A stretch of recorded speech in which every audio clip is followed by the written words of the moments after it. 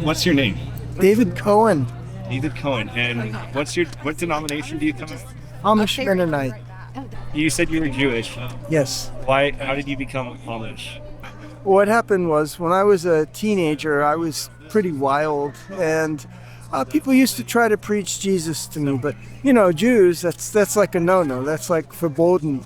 We can't say that name. To us, every Christian, Baptist, Charismatic, every Christian is a Catholic from the Middle Ages, just looking to get a spear in our side. So we don't have anything to do with that.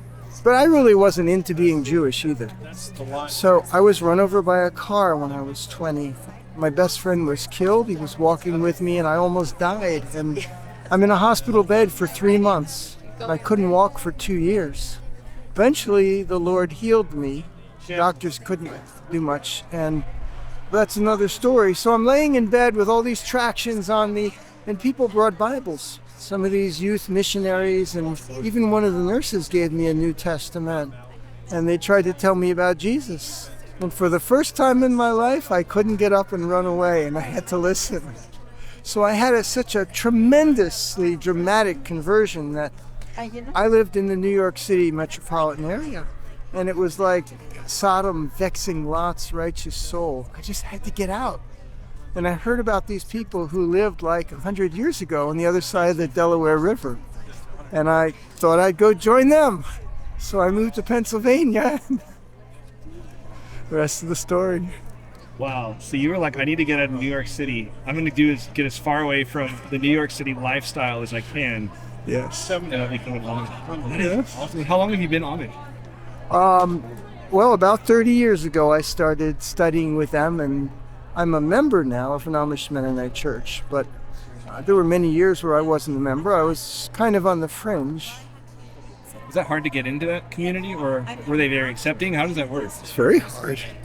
It's like becoming Jewish. I mean, you can do it, but it's very hard. You've got to learn language, you've got to learn lifestyle, you've got to live within walking distance of a synagogue. Well, here, you have to learn a language. Instead of Hebrew, it's Pennsylvania Dutch. You have to live within a community of Amish or Mennonite people. You have to dress their dress and walk their walk and talk their talk. Stop using foul language. You have to stop living, lifestyles that they don't accept.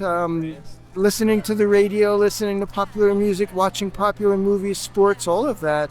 It's a big sacrifice for a modern American. Absolutely. And okay, so one more question. Sure. Deep. It's fine. Why, if it was so hard to get into that community, why did you stick it out? Well, I felt that anything which is of value is going to be difficult. And I felt it was important for stability in my family.